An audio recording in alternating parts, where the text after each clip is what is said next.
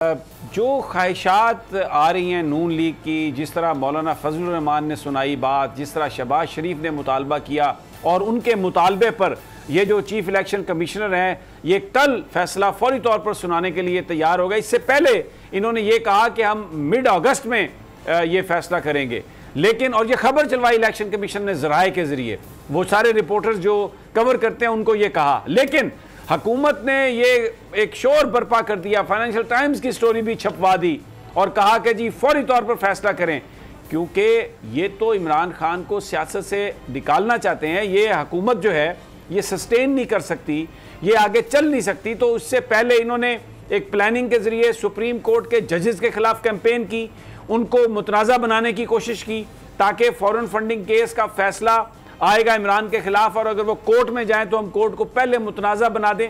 There is a method to this madness और chief election commissioner बिल्कुल इसमें मुलव्वस नज़र आ रहे हैं, अंधे को भी नज़र आ रहे हैं कि जनाब वो ये सारा काम करेंगे। मैं एक सिर्फ मिसाल देता हूँ, इसलिए कि जब इमरान खान उनसे बात कर रहे थे उनके हवाले से, उन्होंने कुछ सवाल किए थे तो तर्जुमान इलेक्शन कमिश्नर ने ये कहा कि हम तो आइन और कानून के मुताबिक करते हैं काम और हमारे पास कोई टाइम नहीं है कि हम कोई सवाल के किसी सवाल के हम जवाब दे सकें। ये इमरान खान की जो गुफ्तगू थी उसके रिस्पांस में मुबैना तौर पर यह कहा इलेक्शन कमिश्नर के तर्जुमान ने।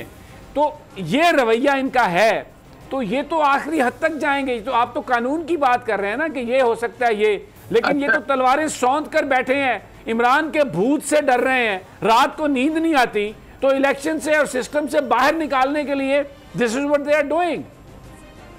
अच्छा, ये समी साहब बात तो सच है, लेकिन याद रखिएगा इनमें रुस्वाई की ये बात सच भी है और रुस्वाई की भी है। जी बिल्कुल ऐसा ही है, बिल्कुल ऐसा ही है। देखिए अपना आप ये आवाम को बेवकूफ बनाते रहे। फॉरेन फंडिंग है क्या?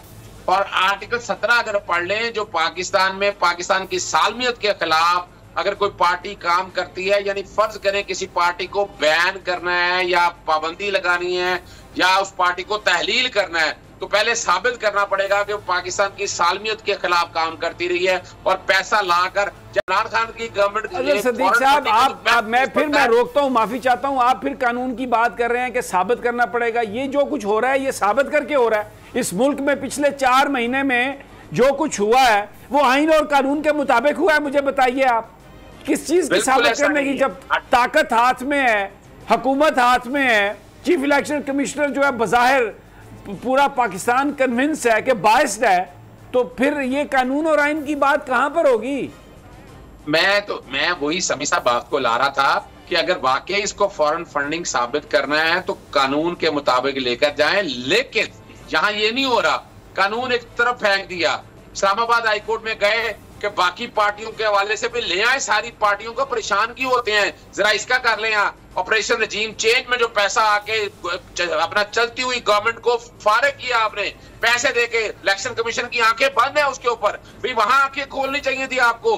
वो जो इतना पैसा, ढेरों पैसा आया, यहाँ आकर बाकायदा तकसीम हुआ, लोगों के पास सबूत इस बात के हवाले से मौजूद है, लेकिन वो तो नहीं किया आपने। अच्छा, एक और मैं इसमें मैं आपकी चाहता हूं, यानी कल जो प्रेस कॉन्फ्रेंस हुई, शहबाज गिल साहब ने बताया डॉक्यूमेंट्स के जरिए कि ये शायद खकान अब्बासी इंडिया की एक लॉबियस्ट फर्म से या जिसकी कंसल्टेंसी वो कर रहे थे, Siddharth grease and lubes private limited, और जिसका Trinity grease and lubes UAE है, वहाँ से कंसल्टेंसी करोड़ों की हिसाब से इन्होंने लिए पैसे, अकाउंट भी पेश किए। इलेक्शन कमिश्नर तो बिल्कुल खामोश है उस बात पर, तो वो बात ही नहीं करते।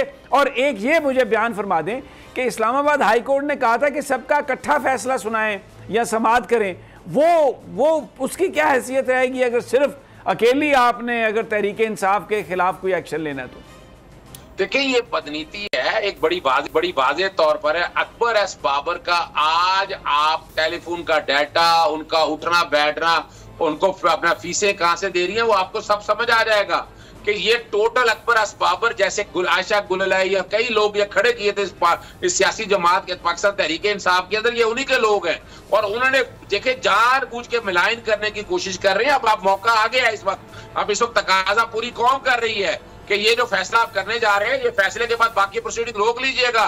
कौम नहीं मानेगी इस बात को, बाकी लोगों की रिपोर्ट सामने लेके आए और उसके बाद जब कार्रवाई करनी हो तो आप ठीक है, मान लिया रिपोर्ट सुबह लेके आ रहे हैं, आप ले आइएगा, लेकिन कौम नहीं मानेगी। बाकी सियासी जमातों की रिपोर्टें सामने लेके आए, वहां तो आपको नजर आ गया रिश्वत का पैसा अकाउंटों में गया अपना, और बाकायदा कई कॉन्ट्रैक्ट के पैसे अकाउंटों में गए हुए हैं। वो तो इससे यानी वो ओपन एंड शट केसेस हैं, लेकिन यहाँ सियासी तौर पर अजहर सदीक साहब, मैं अब आप कह रहे हैं ओपन एंड शट केसेस, यहाँ पर वो नवाज शरीफ जिसका अकामा बरामद हुआ, अकाउंट खुफिया बरामद हुआ, लाखों डॉलर उसमें गए, लेकिन वो इंतहाई ढिठाई से आके, इंतहाई बेशर्मी से ये कहते हैं कि बेटे से तनख्वाह ना लेने के जुर्म में हमें निकाला गया। वो तो झूठ की एक हंडिया है जो वो चढ़ाते हैं। इसके बाद यानी गोएबल्स की रूह भी शर्मा गई होगी, वो भी कहता था कि इतना झूठ बोलो, इतना झूठ बोलो कि सच लगने लग जाए, लेकिन ये तो इतना झूठ बोल रहे हैं, इतना झूठ बोल रहे हैं कि देखें बलूचिस्तान के में क्या हुआ, फ्लड ने क्या अजाब बर्पा कर दिया।